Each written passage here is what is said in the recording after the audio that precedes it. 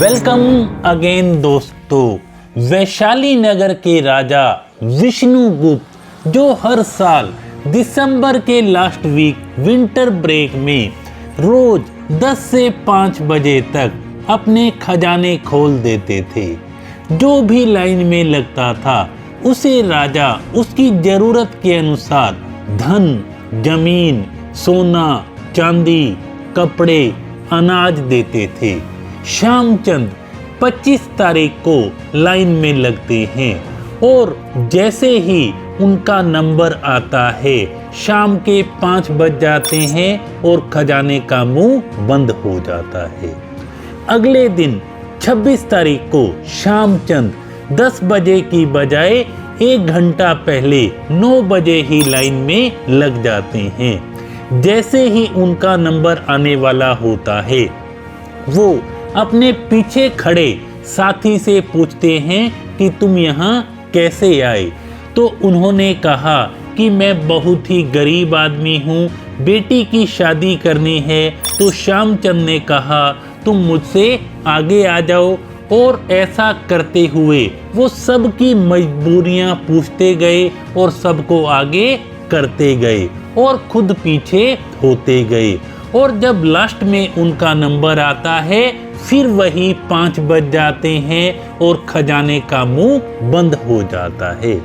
अगले दिन 27 तारीख को श्यामचंद 2 घंटे जल्दी लाइन में लगते हैं और जैसे ही उनका नंबर आता है वो पहले पीछे वाले से पूछते हैं तुम कैसे आए।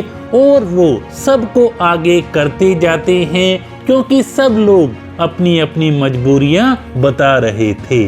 3 दिन बीत जाते हैं। धीरे धीरे ये जो बात है ये राजा तक पहुंच जाती है कि श्यामचंद नाम का कोई व्यक्ति रोज आता है, लाइन में लगता है लेकिन लेकर कुछ भी नहीं जाता। राजा को उस पर शक होता है। राजा आदेश देते हैं श्यामचंद को बुलाया जाए, अभी अभी बुलाया जाए। राजा श्यामचंद से पूछते हैं जब तुम्हें कुछ लेना ही नहीं होता तो तुम क्या करने आते हो। श्यामचंद कहते हैं महाराज क्षमा चाहूँगा लेकिन आप जो कर रहे हैं मैं भी तो वही कर रहा हूँ। राजा नाराज होते हैं मैं तो लोगों को धन, जमीन, सोना चांदी दे रहा हूँ। तो श्यामचंद कहते हैं महाराज आपके पास सोना चांदी है तो आप वो दे रहे हो, मेरे पास बारी है तो मैं बारी दे रहा हूँ। जिसके पास जो है वो वही तो देगा। जी हाँ दोस्तों ये सच है।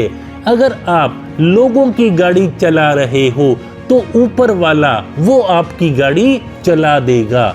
आप अगर लोगों की फिक्र कर रहे हो तो वो आपकी भी फिक्र करेगा।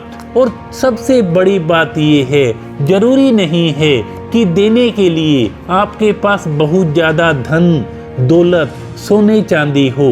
यदि आपके पास प्रेम है, सम्मान है, शाबाशी है, मुस्कान है, अगर ये सब चीज़ें आप ज़रूरत आने पर सामने वाले को दे सकते हो, उसकी ज़रूरत के हिसाब से उसे प्यार, सम्मान, शाबाशी, मोटिवेशन, मुस्कुराहट दे सकते हो तो इन सब से भी वो बहुत ज़्यादा आगे बढ़ जाएगा और उसके जीवन में ये बहुत ही महत्वपूर्ण रोल अदा करेंगे।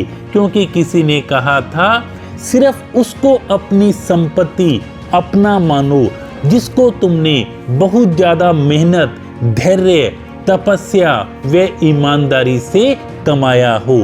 तो दोस्तों आज से आप लोगों को देना शुरू कर दो। आपके पास जो कुछ भी है, जरूरी नहीं है कि आपके पास धन दौलत है तो ही आप किसी को कुछ दे सकते हो। यदि आपके पास प्रेम, सम्मान और मन में संतुष्टि है तो आप ये लोगों को देना शुरू कर दो और आपकी जो झोलियां हैं, आपका जो जीवन है वो भी खुशियों से भर जाएगा। Thank you so much.